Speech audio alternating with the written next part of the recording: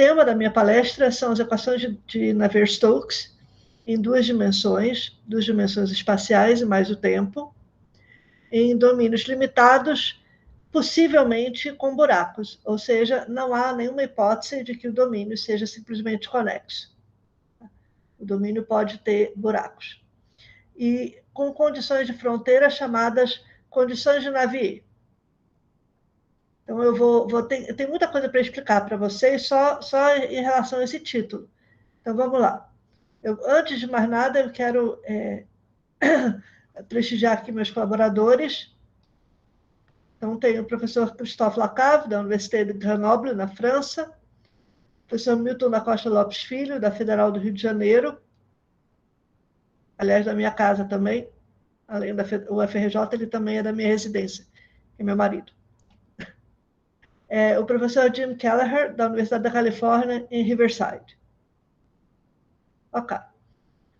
Vamos começar com uma breve introdução ao tema. Então, eu vou pegar o ômega, um domínio limitado, suave e conexo. Então, quando eu digo suave aqui, eu não estou interessado em entrar no mérito de qual suave. Para nós, a fronteira vai ser de classe C infinito e estamos conversados. Esse domínio é um subconjunto do plano e ele está recheado de fluido, um fluido bidimensional.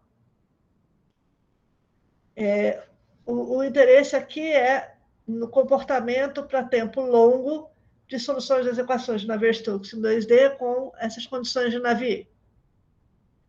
Então, para contextualizar os resultados e essa pesquisa, esse trabalho, deixa eu começar falando um pouco sobre 2D Navier-Stokes com a condição mais natural, a condição mais usual, que é conhecida como condição de fronteira no-slip.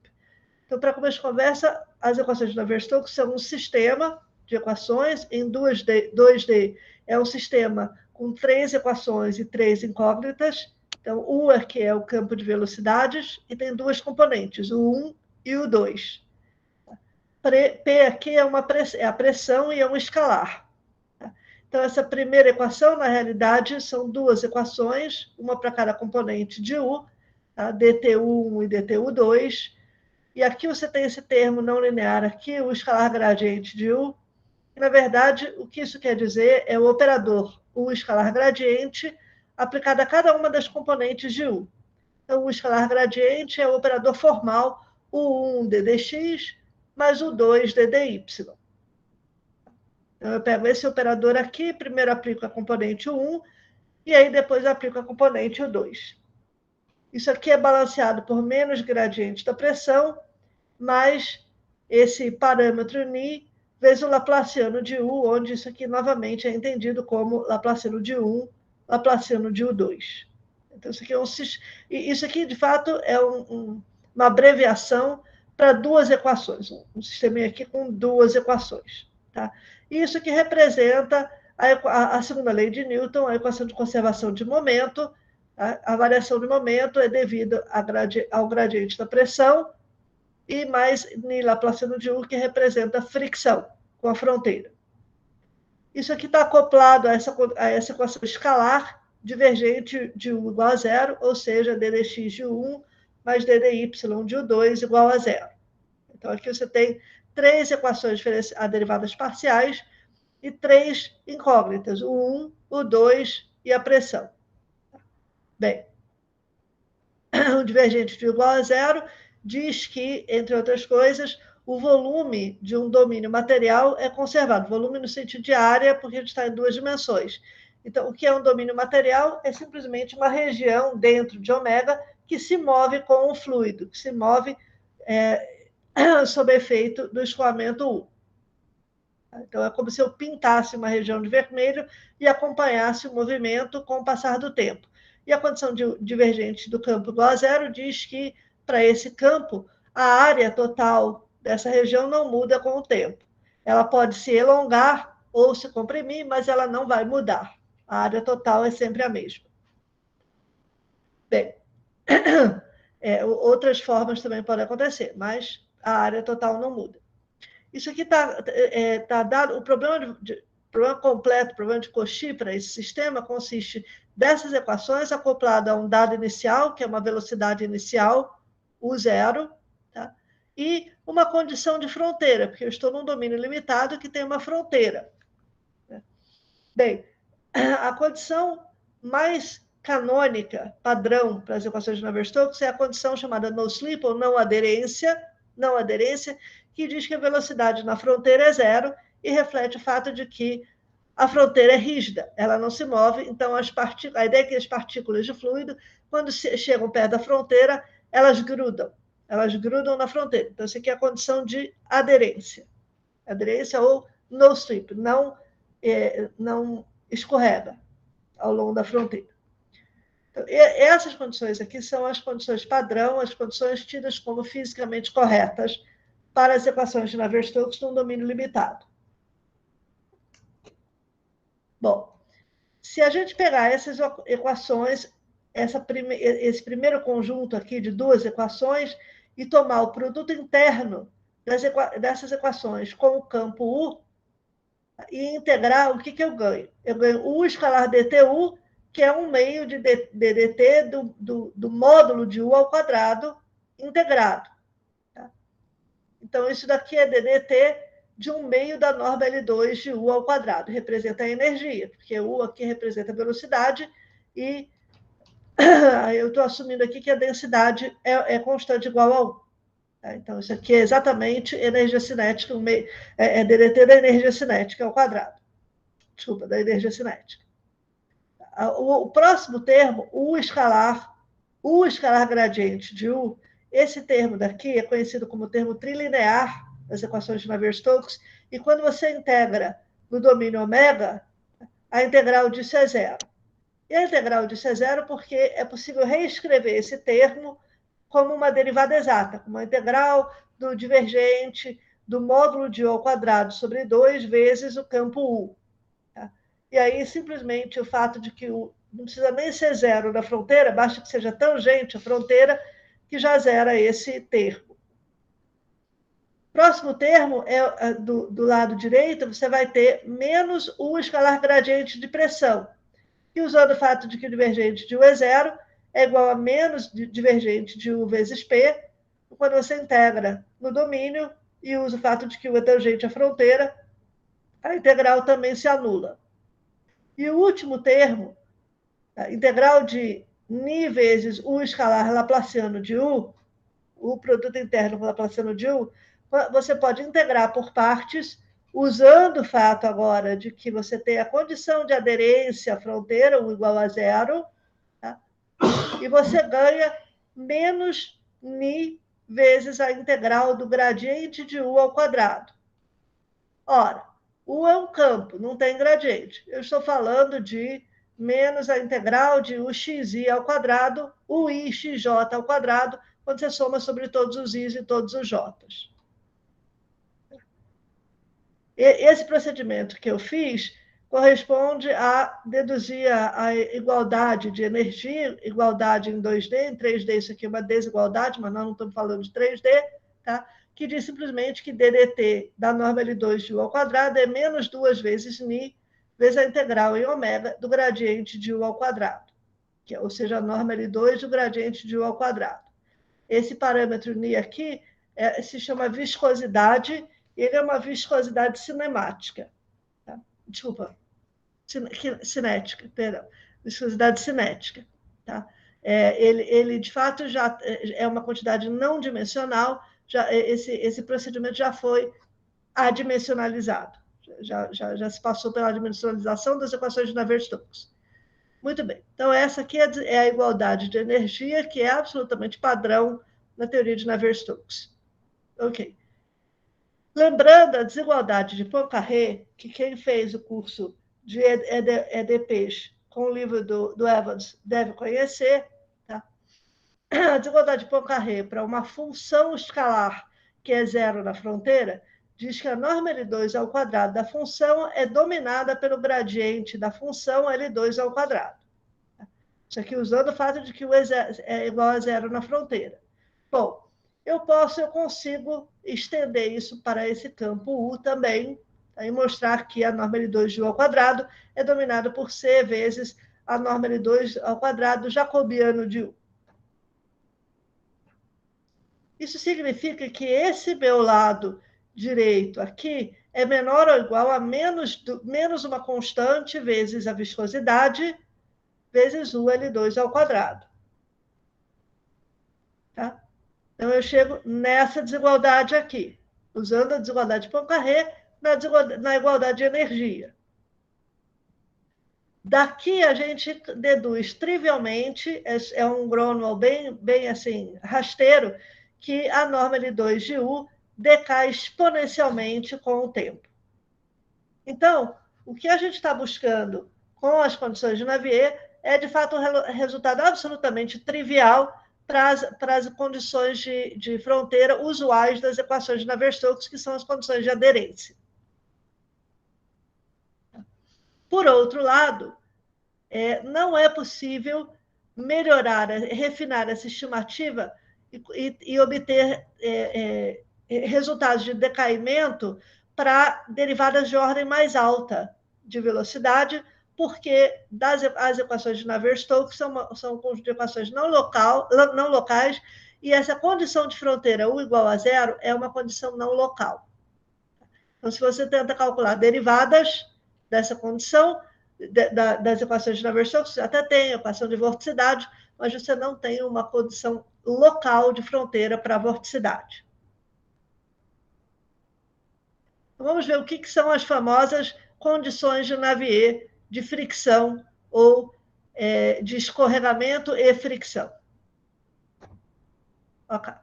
Então, você tem o mesmo conjunto de EDPs, dTu mais o gradiente de U é menos gradiente da pressão, mais viscosidade laplaciano de U, divergente de U igual a zero, o mesmo dado inicial, o zero, e as condições na fronteira mudam. Você vai assumir que a velocidade é tangente à fronteira, ou seja, que a componente normal é zero na fronteira, e esta condição esquisitinha aqui, duas vezes, essa matriz SU aplicada na normal, produto escalar com um vetor tangente unitário, mais alfa vezes U escalar o mesmo vetor tangente igual a zero. Então, eu vou esmiuçar o que é isso daqui. Então, eu vou chamar essas condições, aliás, esse sistema de 2D Navier-Stokes com condição de fronteira de Navier. Navier Boundary Conditions. O que é essa condição? Não, primeiro, o que é SU? SU é o jacobiano simétrico. Tá? Então, é a simetrização da matriz jacobiana. Você pega o jacobiano de U, mais o transposto, e divide por 2. E ele é o tensor de tensão que aparece na dedução das equações de Navier-Stokes. Tá? Esse parâmetro alfa é conhecido como coeficiente de fricção de Navier. Nós vamos assumir aqui que ele pode depender da posição física na fronteira de ômega, que ele é uma função suave, mas que ele não depende do tempo, que ele é constante no tempo. Tá? Bom. Então, essa condição aqui é que é conhecida como a condição de fricção de Navier. Essa quantidade, SUN, tá? É o estresse normal à fronteira, quer dizer, é o estresse ao qual o fluido que está na fronteira é submetido. Tá? Duas vezes isso, de fato.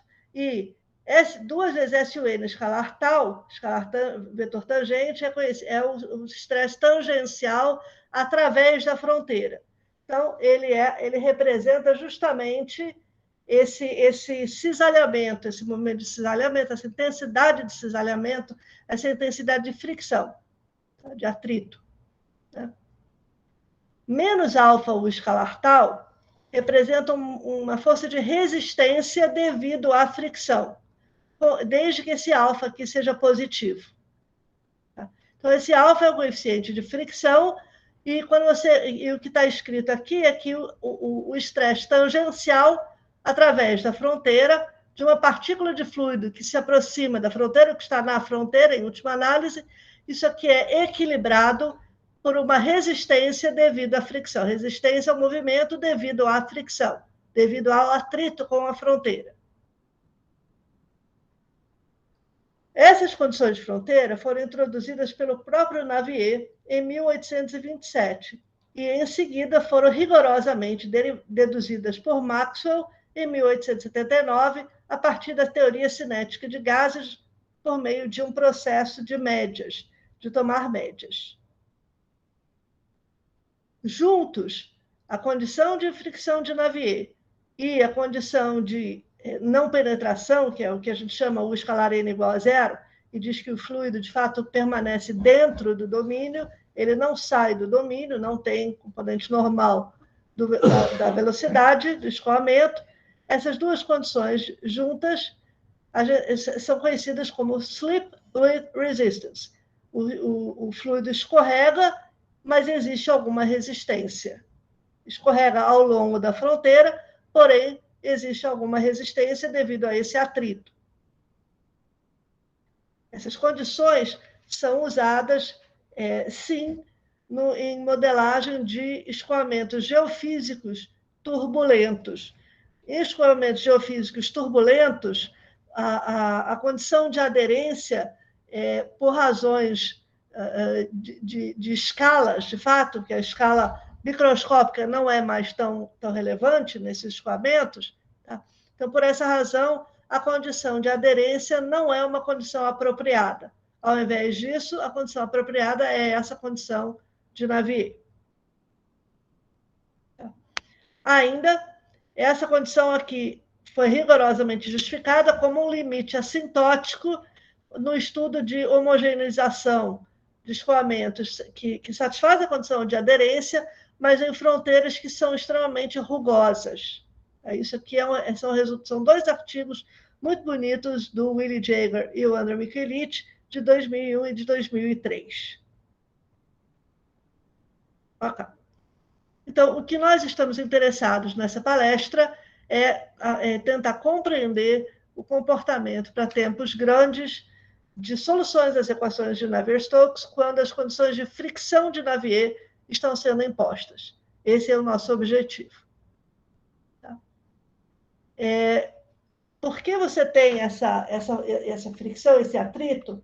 Tá? A intuição física é que a gente deveria ter decaimento exponencial no tempo também, desde que esse parâmetro alfa, que é o parâmetro de fricção, seja maior do que zero. E nós vamos ver que, de fato, esse é o caso, mas a gente vai ver muito mais do que isso. Tá? Primeiro, nós vamos ver que a gente pode relaxar essa condição sobre alfa, que alfa não precisa ser necessariamente positivo, que pode ter uma condição de sinal em relação à curvatura da fronteira do domínio, tá? Que ainda age efetivamente como se fosse uma fricção. Essas condições vão depender de que tipo de domínio que a gente está falando, e uma série de fatos matemáticos vão surgir aqui ao longo desse estudo. Além disso, muito importantemente, para as condições de Navier, nós vamos conseguir resultados para comportamento em tempo largo, para derivadas de U, especificamente para a derivada de ordem 1, que é a vorticidade. Ok. Vamos denotar por K de x a curvatura ao longo de um ponto x da fronteira. Então, x é um ponto na fronteira do meu domínio, e K é a curvatura da fronteira neste ponto. O tipo de domínios que a gente vai discutir e coeficiente de fricção são os seguintes. Domínios que são simplesmente conexos e para os quais alfa é maior ou igual a 2 vezes a curvatura ao longo de todo o bordo, ao longo de toda a fronteira de ômega. Alfa maior do que zero em todo o bordo e qualquer condição de domínio, ou alfa maior ou igual a kappa, tá, para todo ponto no domínio, na fronteira do domínio. Se kappa é maior do que zero, se você está falando, por exemplo, de um disco, tá? Então, essa condição aqui é a condição mais fraca, alfa maior do que zero. Tá? Não precisa ser maior ou igual à curvatura. Mas se você está falando, por exemplo, do escoamento num anel em que a fronteira interna tem curvatura negativa, então você vai querer usar esta condição daqui. Alfa maior ou igual a kappa te permite uma condição mais fraca na fronteira interior. Por outro lado, é uma condição mais forte na fronteira externa, porque você precisa escolher uma dessas duas condições e tem que valer em todo o bordo. Terceiro, assumindo que o seu domínio não seja invariante por rotação, isto é, não seja nem um disco e nem um anel, excluindo esses dois casos, tá? Então, conseguiremos mostrar os nossos resultados assumindo que essa condição alfa de x seja maior ou igual a zero em todo o bordo. Tá? Ok. Bom, nosso resultado principal é o seguinte. Suponha primeiro que U seja uma solução fraca de 2D Navier-Stokes com condição de fronteira de Navier. Assumindo uma dessas três condições, a velocidade vai decair para zero exponencialmente rápido em L2. No caso de um disco ou um anel, se alfa é identicamente igual a zero, se você não tem fricção, ou seja, você está na condição 2 vezes SUN e tal, igual a zero. Tá? Então, isso aqui também é conhecido como stress-free. Tá? Nessa condição daqui, a gente não tem decaimento para zero, mas a gente ainda assim consegue identificar o limite. Em L2, U vai convergir para exatamente este campo. B vezes x menos A perp, onde A vai ser o centro do disco ou do anel, e B é um escalar que depende apenas do domínio e do dado inicial. Então, B é independente do tempo, não depende de x, é um escalar, é um número. Tá? E é determinado pela velocidade inicial e pelo domínio ômega. Um disco ou um anel. E, além do mais, esse limite é tomado exponencialmente rápido em L2. Convergência exponencial no tempo.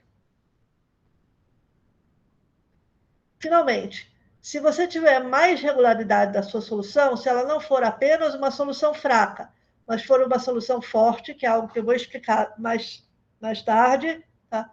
De Navier-Stokes com essa condição de fronteira de Navier, então, se ômega representa a vorticidade do meu escoamento, rotacional do meu escoamento, e assumindo 1, 2 ou 3, nós teremos que tanto a velocidade, tanto o campo U, quanto a vorticidade tendem a zero exponencialmente rápido no tempo, em L2 e uniformemente, e na topologia uniforme. Para mostrar esse último fato, a gente precisa ter uma solução forte. Ok, deixa eu falar um pouquinho sobre motivação para esses resultados, tá? Para esse resultado, o que nos levou a esse estudo. Então, vou assumir que meu domínio tenha M buracos. Então, o bordo desse domínio é a união disjunta de um conjunto de M mais uma curvas, sendo que as primeiras M curvas são as fronteiras de cada buraco, e a mésima mais uma curva é a fronteira exterior, a fronteira externa. Tá? A fronteira grandona do domínio que separa o domínio do resto do mundo. Mundo 2D. Então, nessa situação, de divergente do igual a zero, e o escalar n igual a zero, mais a condição de não penetração, U é tangente à fronteira, eu posso concluir que U é dado por um operador integral agindo sobre ômega, mais um campo H. Esse operador integral K de ômega é conhecido como lei de Biot-Savart, e esse operador integral é exatamente o perp do gradiente do Laplaciano inverso de ômega. Ômega aqui rotacional de U.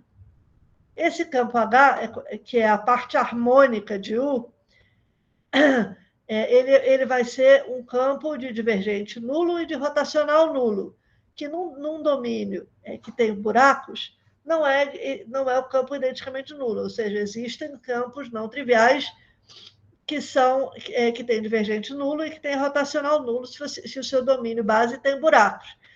Mas sabe-se, a partir da teoria de Rod-Durham, que isso aqui é um espaço vetorial, o espaço dos campos harmônicos é um espaço vetorial de dimensão finita, e a dimensão desse espaço vetorial é exatamente o número de buracos. Então, a gente escolhe cuidadosamente certos geradores HJ desses campos harmônicos, e essa parte harmônica, então, é uma soma finita de coeficientes vezes HJs. Esses HJs são campos harmônicos, como eu disse, eles têm divergente nulo, rotacional nulo, e eles são tangentes à fronteira, e eu vou escolher eles de modo a prescrever a circulação ao longo de cada borda. Quando eu faço essa particular escolha de geradores do espaço de campos harmônicos, eu consigo calcular os coeficientes da parte harmônica, e eles são dados por γJ, que é a circulação do meu campo U ao redor do buraco, do jésimo buraco, mais a integral da vorticidade vezes essa função escalar φj. φj é o que se chama uma medida harmônica. É uma função harmônica que acusa qual é o buraco que você está. Então, é uma função harmônica no ômega todo, e no jésimo buraco, no bordo do jésimo buraco, φj vale 1, fora do jésimo buraco, φj vale 0. Fora da fronteira do jésimo buraco, φj vale 0. Muito bem. Bom, então, com isso, a gente tem uma caracterização completa da solução de divergente de U igual a 0, o escalar n igual a 0 no bordo de ômega, tá? Quando você tem um domínio com m buracos. Vai ser a lei de Biot-Savart aplicada à vorticidade, mais um campo harmônico específico, que você sabe tudo o que você quer a respeito. Bem, em 1998, Thierry Clopot, André Michelit e Raul Robert publicaram um artigo que eu acho muito interessante, porque esse artigo caiu num vazio. Assim, não teve muita influência, muita repercussão esse artigo. Tá? Mas é um artigo muito bonito, no qual eles provaram que se a vorticidade inicial é uma função limitada, então o limite de viscosidade nula, quando n tende a 0, de Navier-Stokes com condição de fronteira de Navier, são soluções das equações de Euler. Bem, em 2005, junto com o Milton e com a Gabriela Planas, nós estendemos o trabalho do Clopot, Michelit e Robert para incluir vorticidades que são um pouco mais singulares, menos regulares, vorticidades em LP, de P potência integrável para P maior que 2. Então, novamente, nós provamos que o limite, quando a viscosidade tende a 0, das soluções das equações de Navier-Stokes, o limite vai ser solução das equações de Euler. Que as equações de Euler correspondem à viscosidade igual a 0. Então, é o limite formal, é o limite rigoroso também, desde que você tome condições de fronteira de Navier. Para a condição de aderência, no slip, U igual a 0 na fronteira, o problema do limite de viscosidade nula é um problema clássico em aberto de dinâmica de fluidos, extremamente importante, especialmente em aplicações, e absolutamente clássico. Tá? Então, esse problema, se você muda a condição de fronteira, a grande contribuição é que esse problema tem solução para a condição de Navier. Tanto o nosso trabalho quanto o trabalho do Clopot, Michelit e Robert foram feitos para domínios que eram simplesmente conexos. Então, a gente assumia que o ômega, o domínio base, o domínio do fluido, era um domínio simplesmente conexo. Em 2006, na sua tese de doutorado, o Jim Kelleher estendeu esses resultados para domínios com buracos, domínios não simplesmente conexos, apenas conexos. Tá? Bom, a relevância disso e a conexão com o que eu acabei de dizer é a seguinte. Tá? Para a solução das equações de Euler, a circulação em volta de cada buraco é uma quantidade conservada no tempo. Então, esse γJ, se U é a solução das equações de Euler, esse γJ é independente do tempo. Mas, para a solução com viscosidade, com as equações de Navier-Stokes, isso aqui não é uma quantidade conservada no tempo. De fato, isso cresce no tempo. Então, ficou a pergunta, se você tem esses buracos aqui, esses γJ de T, tá? O que está acontecendo com gama ni J no tempo à medida que ni tende a zero? Tá? Tempos num limite finito de horizonte finito, tá? E viscosidade tendendo a zero. E de alguma maneira, isso tem que estar tendendo a zero. Mas, desculpa, isso tem que estar tendendo ao γJ de zero. Mas a pergunta é como? Como que é essa convergência, se essa convergência é uma convergência, se essa convergência é fraca, se essa convergência é forte, se a convergência é topologia uniforme, qual é a topologia, como é, se é pontual no tempo, como é que está acontecendo essa convergência. Então, o que é que está acontecendo com esse γJ ni de T? E também queríamos saber o que está acontecendo com esses AJ ni de T, porque nós também temos uma compreensão muito boa do que acontece com esse outro pedaço do coeficiente da parte harmônica, que é a integral de ômega vezes φJ.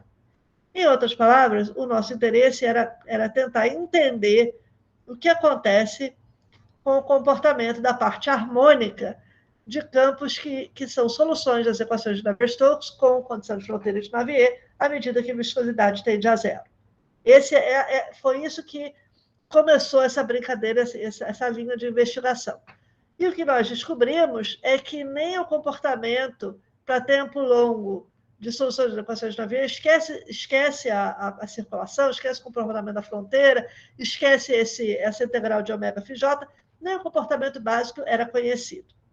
Então, por isso que a gente foi estudar esse problema. Muito bem. O primeiro passo foi saber o que era ou não conhecido em termos de boa colocação do problema das equações, né, das EDPs, com essa condição de fronteira. E, embora isso tenha sido esclarecido no paper da tese do Jim Kelleher, no artigo da tese do Jim Kelleher, tá? Aquele artigo tinha alguns detalhes que a gente achou que estavam ou suspeitos, ou pelo menos assim, não completamente compreendidos. Então, nós resolvemos revisitar a questão e está aqui o resultado. Começamos introduzindo os espaços de funções básicos, L2 divergente nulo e tangente à fronteira. Tá? X é H interseção H1, então são as funções que têm uma derivada em L2 e são de divergente nulo e tangentes à fronteira. São os campos, de fato. Tá? E W é simplesmente L2 divergente nulo, tangente à fronteira e H2. Tem duas derivadas no espaço. Tá? Então, H é o espaço, vai ser o espaço das soluções fracas, W vai ser o espaço nosso das soluções fortes. Tá? São os campos que têm duas derivadas, estão em H2. Eu preciso de H2 se eu quiser falar de condição de Navier. Por quê? Na condição de Navier entra o comportamento de uma derivada de U na fronteira. SU é o jacobiano simétrico. Tá? Então, isso aqui restrito à fronteira significa que eu tenho que ter traço de derivada de ordem 1. Então, eu preciso ter mais do que uma derivada da fronteira e a gente trabalha, então, com H2, duas derivadas. X' representa o espaço, o dual de X, é um espaço abstrato, tá? Não é um espaço de distribuições, mas é um espaço da análise funcional, é o dual abstrato de X. Precisaremos de solução forte, então o que a gente vai querer garantir é que se eu der um campo inicial, o zero, que tiver regularidade H2, eu quero uma solução que permaneça em H2. Bom, a estratégia usual para mostrar a existência de solução forte é o quê? Mostrar a existência de solução fraca e depois mostrar regularidade adicional se eu tiver dados iniciais mais regulares. Como eu estou em duas dimensões, além de existência, eu vou ter unicidade de solução fraca. Normalmente, em 3 dimensões não tem. Em 2 dimensões, as soluções fracas são únicas. Então, esse é o resultado que a gente esperava e é o resultado que a gente vai obter. O crítico nisso tudo, tá, que é interessante nisso tudo, que não é assim padrão, é como é que a gente faz para incorporar a condição de Navier numa formulação fraca. Uma formulação forte é fácil, tá? Porque aí eu tenho traço de primeira derivada na fronteira. Mas na formulação fraca, em que meu campo é apenas L2 ou até apenas H1, como é que eu faço para incorporar essa condição de fronteira na formulação fraca? Tá? Então, nós começamos com a seguinte observação. Suponha que o meu campo U seja H2. Tá? Pega um campo agora que é apenas H1. V é um campo H1, U é um campo H2. Ambos de divergente nulo, ambos tangentes à fronteira. Eu vou denotar por P o projetor de Leray, o projetor de fato de Leray. Tá? O projetor de Leray é o projetor dos campos em L2 dos campos de divergente nulo tangentes à fronteira. É a projeção, tá? De L2 e H. O operador diferencial menos P laplaciano é conhecido como operador de Stokes, e que agora eu vou fazer ele agir sobre W, que tem o número suficiente de derivadas, tem 2 derivadas. Então, AU escalar V, é menos P laplaciano de U escalar V. Isso aqui, como V tem divergente nulo, porque V está em X, a gente observa que esse produto interno é a mesma coisa que menos laplaciano de U escalar V, ou seja, o operador de Leray não está fazendo nada aqui. Isso aqui, integrando por partes, tá? Componente a componente, nós ganhamos o seguinte, a gente ganha DU, a matriz jacobiana de U, DV, a matriz jacobiana de V, e esse produto, que é esse produto 2 pontos, que na verdade representa o traço da matriz DU, DV. Tá? Bem, a matriz DU-DV vai ser uma matriz 2 por 2, eu olho para o traço, o traço de DU tensor DV, perdão.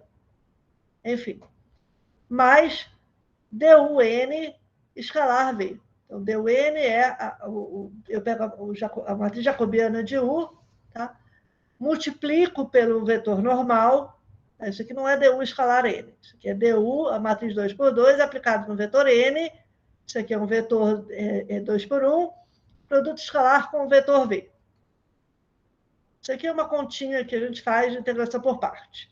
Bem, isso aqui pode ser reescrito de 3 maneiras diferentes, todas as 3 bastante úteis. Nesta forma daqui, eu ainda preciso de traço de primeira derivada de U, que eu tenho porque U está em W. Mas eu vou reescrever isso sem precisar do traço de U, de DU. Isso aqui, então, é DU, 2 pontos DV, mais alfa menos kappa, U escalar V. Alfa é da condição de Navier, kappa é a curvatura ao longo da fronteira no ponto X da fronteira. Como é que isso aconteceu? Daqui para cá. DUN escalar V é a mesma coisa que DUN escalar tal vezes V escalar tal. Por quê? Porque V é tangente à fronteira, tá? Então, a componente normal de V é 0. Então, se eu escrevo DUN como uma componente na direção normal, mais uma componente vezes a normal, mais uma componente na direção tangente vezes a tangente, a parte com componente normal vai, o produto escalar com V escalar N dá 0. Então, isso aqui é a mesma coisa. Então, esse cara daqui eu reescrevo dessa maneira. E observe que U também não tem componente normal. Então, por isso que eu ganho alfa U escalar V menos kappa U escalar V, quando você destrincha isso. Isso aqui é uma conta absolutamente não trivial, eu não estou contando para vocês como faz. Tá? Isso aqui vem da caracterização, se vocês quiserem, de uma parametrização. Você parametriza a fronteira e caracteriza a curvatura em termos de N ponto.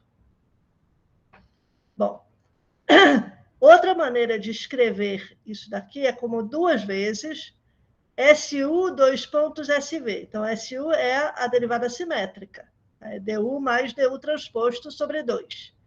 2 vezes SU, 2 pontos SV, mais alfa vezes U escalar V. Tanto aqui quanto aqui, nós estamos usando o fato de que o U e V são tangentes à fronteira e que U satisfaz as condições de Navier. E ainda consigo reescrever isso como rotacional de U vezes rotacional de V, mais alfa menos 2K, U escalar V. Agora, a vantagem é que essas três formas aqui exigem apenas que U e V sejam campos em L2 de divergente nulo. Tá? Porque eu só estou olhando na fronteira, tá? Para... Desculpa, U e H1, perdão. U e V e H1, porque eu só estou olhando na fronteira para o traço de U, não tem mais traço de derivada. Não está aparecendo aqui, mas nenhum traço de derivada. Então, essas três formas fazem sentido para U em X. Para U em X e V em X. Ou seja, U de divergente nulo, tangente à fronteira, em H1.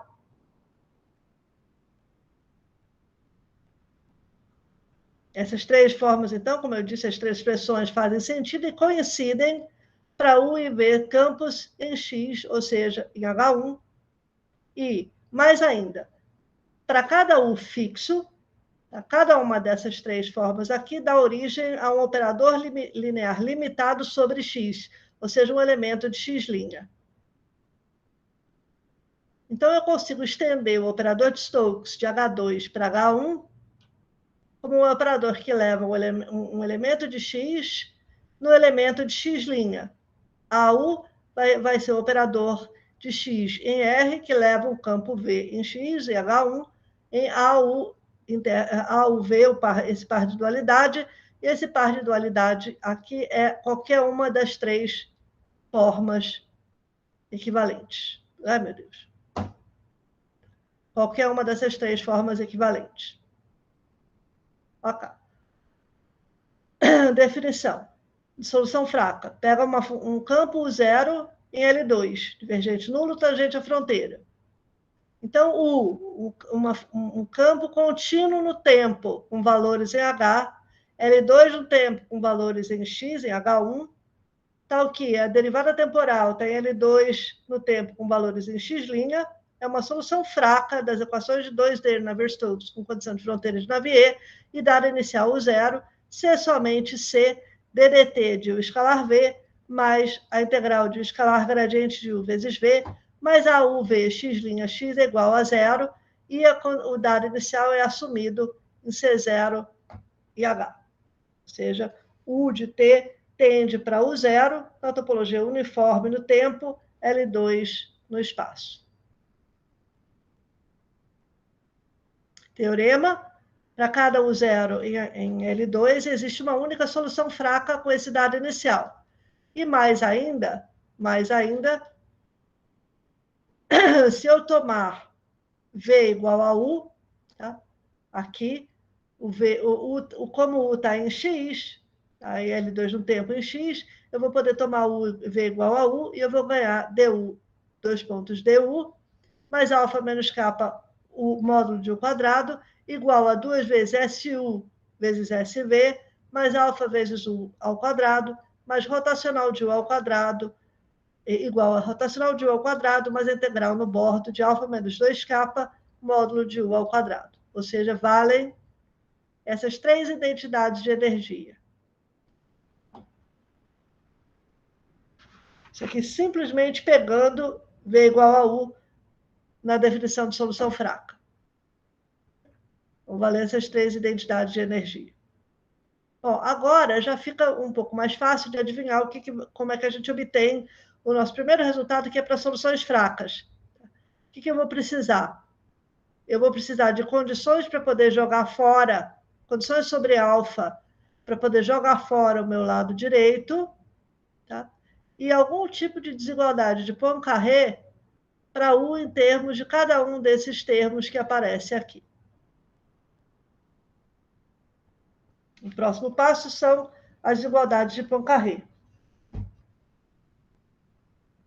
Eu acho que preciso ir um pouquinho mais rápido aqui, Primeiro, é um fato bastante simples de dinâmica de fluidos, que a média do campo é zero ao longo do domínio.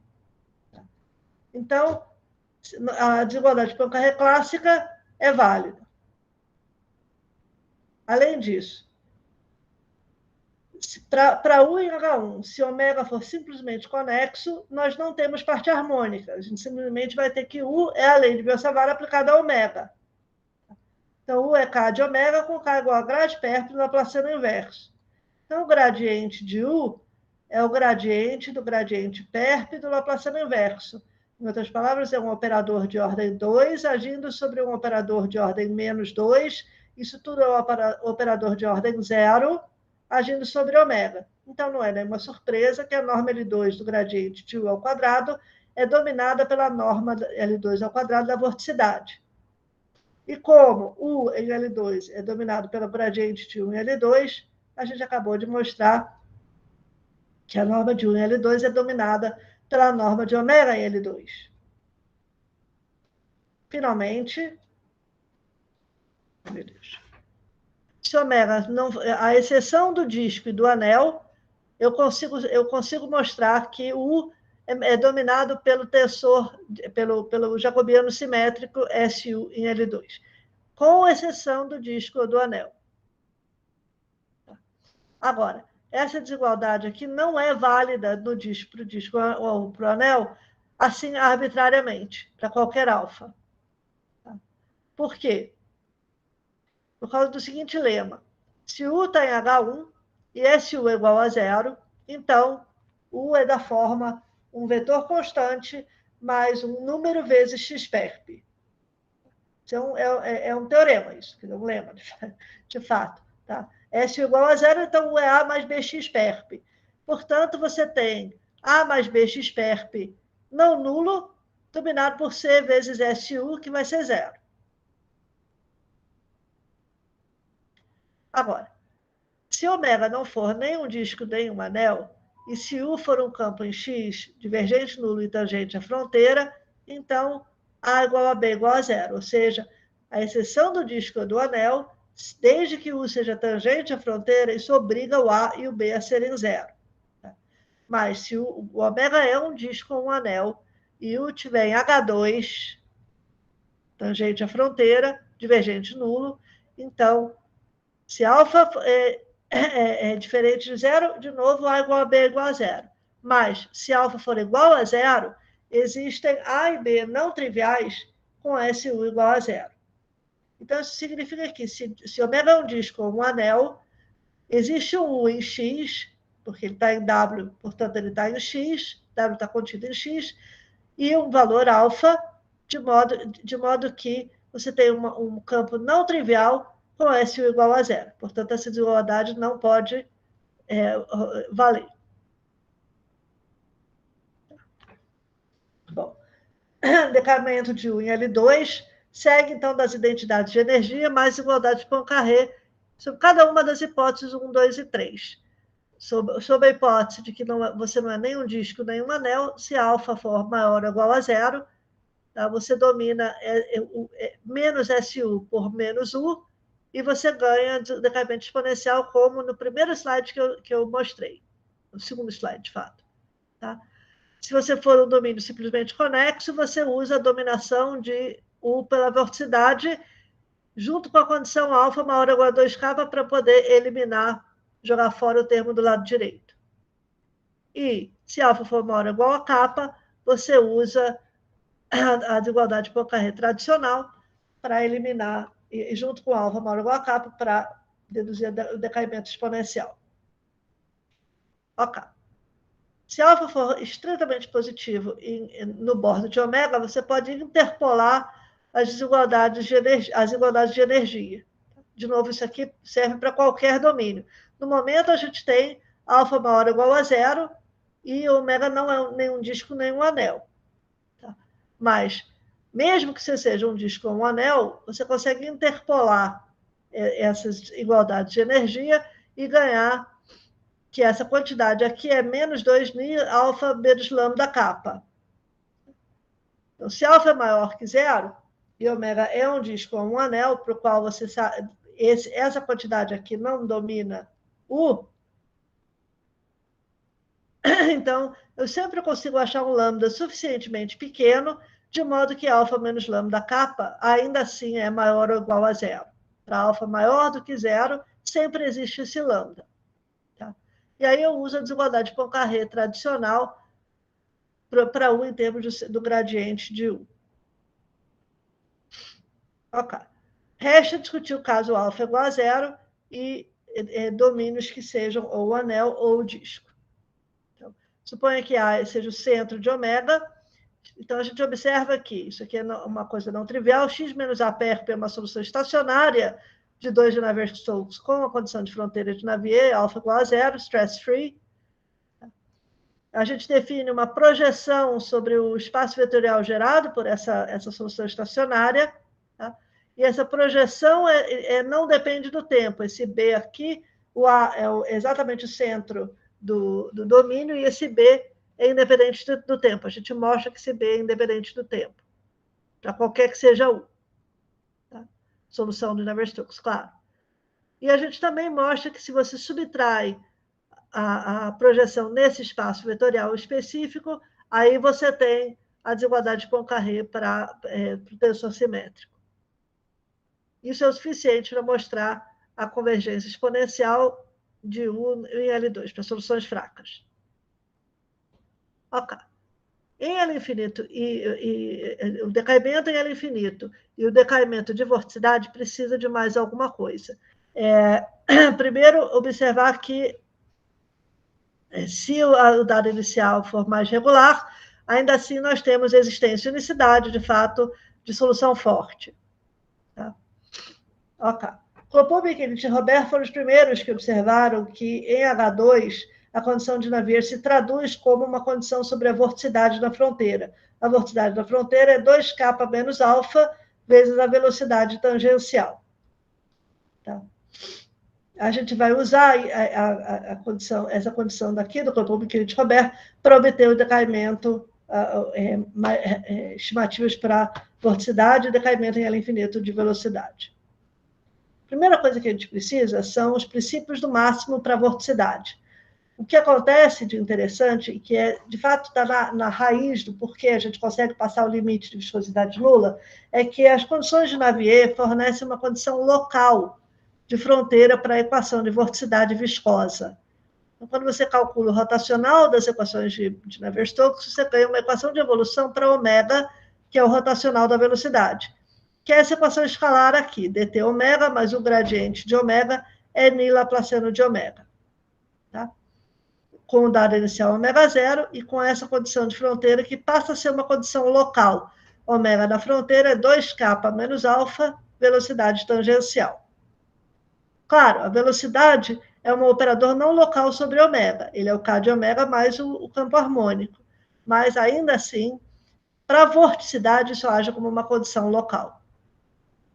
Então, vamos começar com o princípio do máximo. Então, eu vou chamar de lambda um número que é 2k menos alfa, U escalar tal, medido em L infinito, em todo o tempo, de 0 até infinito, cartesiano fronteira. Então, na fronteira, ao longo de todo o tempo.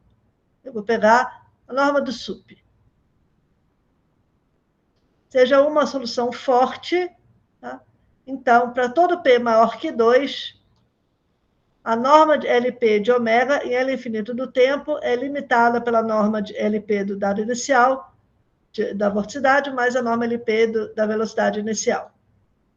A norma L2, L infinito L2, é dominado pela norma L2 da vorticidade inicial, mais C vezes lambda. Este lambda daqui, vezes uma exponencial negativa, mais C vezes lambda. A demonstração disso aqui é muito bonitinha. E isso aqui, quase tudo isso aqui está no nosso artigo, meu e do Milton, com a Gabriela Planas, de 2005, com extensões para o caso não simplesmente conexo do DIM de 2006.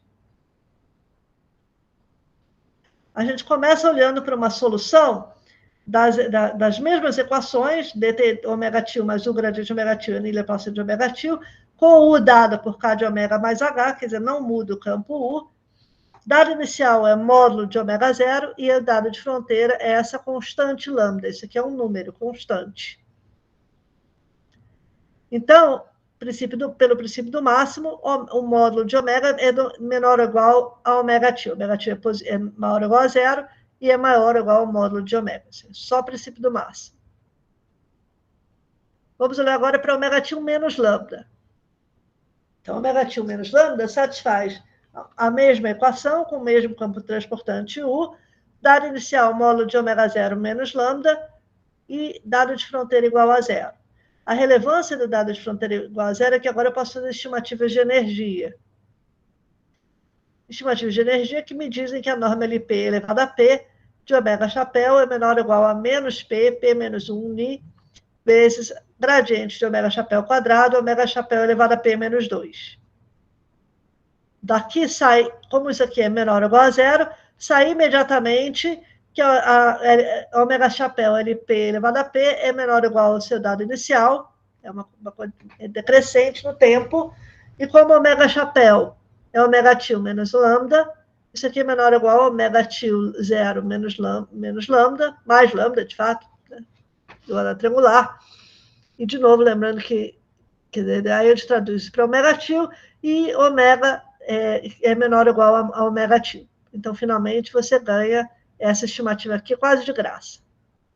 No caso P igual a 2, tá? Esse termo não está aqui, você tem simplesmente o gradiente de ômega chapéu quadrado. E aí você pode usar a desigualdade de Poincaré para provar que a norma L2 ao quadrado de ômega chapéu é exponencialmente decrescente. E depois você abre isso para achar qual é a afirmação correspondente para ômega. Então, para a gente concluir um resultado sobre decaimento exponencial de ômega e L2, eu preciso de estimativas sobre lambda. Lambda, que é limitado pela norma L infinito de U. Bom, para isso, agora a gente usa a imersão de Sobolev, mais interpolação e mais informação sobre a parte harmônica, para concluir que a norma L infinito de U é uma interpolação entre ômega e o próprio U.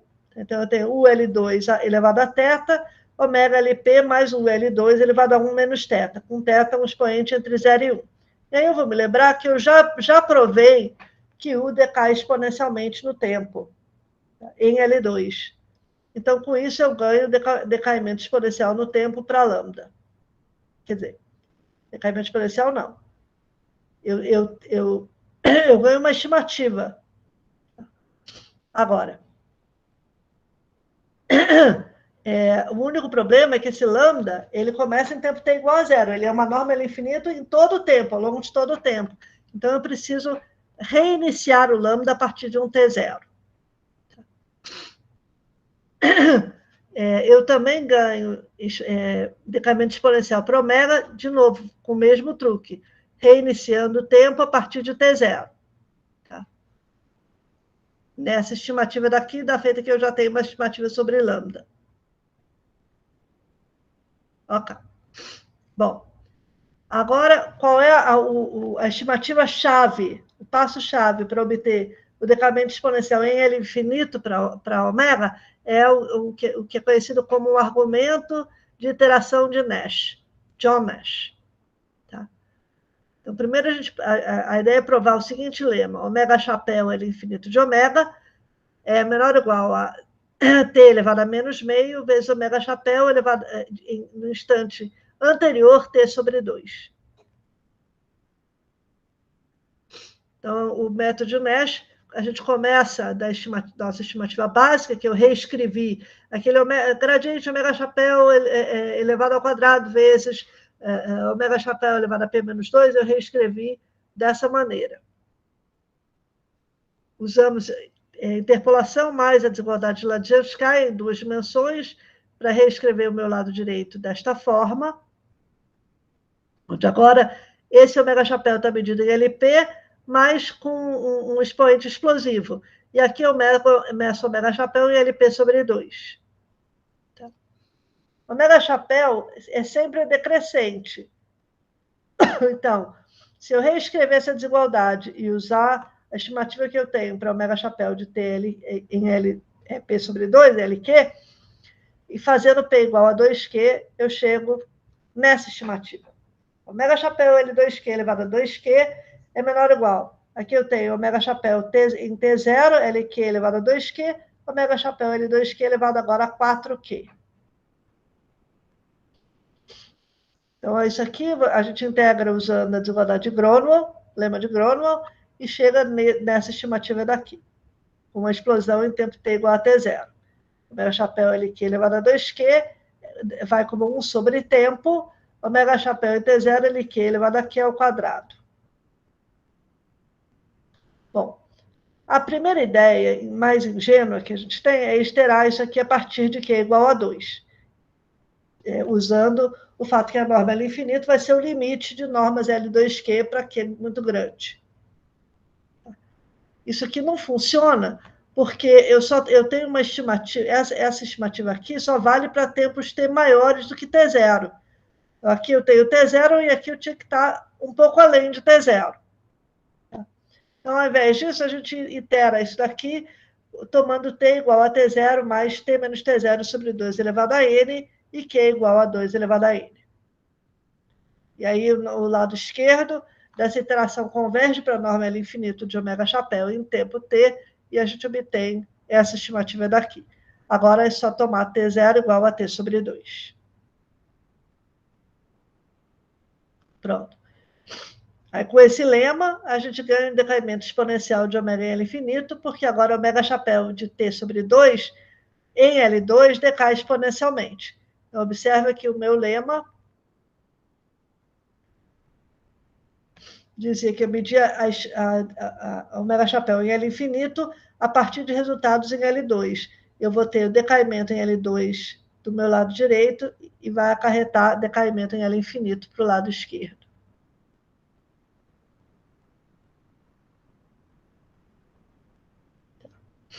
Pronto.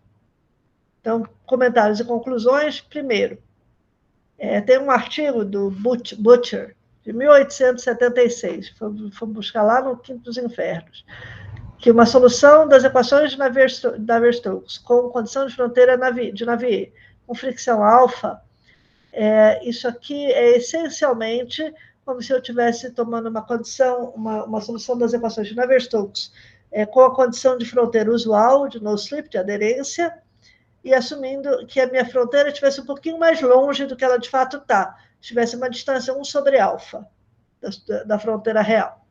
Tá? Então, 1 sobre alfa é conhecido como o slip length, comprimento de escorregamento. Tá? Para que essa assintótica faça algum sentido, que dirá esteja correta, mas para que ela comece fazendo sentido, 1 sobre alfa tem que ser substancialmente menor do que o tamanho do seu domínio. Não pode ser comparável. Tá?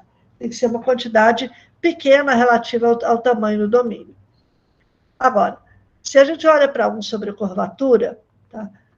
Isso poderia substituir o tamanho do domínio, em princípio, em teoria. Tá? Então, por exemplo, no caso de um disco, a curvatura é 1 sobre o raio. Tá? E o raio é essencialmente o tamanho do seu domínio. Médio diâmetro do seu domínio. Então, é uma escala de comprimento adequada para o tamanho do disco. Tá? E, portanto, de alguma maneira, esse 1 sobre alfa muito menor do que 1 sobre capa, ou alfa maior do que capa, é uma condição que surge, quer dizer, eu estou forçando a barra um pouco, mas daria para dizer que surge quase naturalmente. O caso fisicamente correto, alfa maior que zero, para a gente poder entender ele até o fim, nós precisamos entender melhor o papel dessa derivada simétrica e deduzir uma desigualdade de Poincare nova, essencialmente nova, realmente que nós não encontramos na literatura. E, finalmente, o nosso problema inicial, o nosso problema motivador ainda está sob investigação. Isso aqui foi só o começo da história. Pronto, e agora eu termino por aqui.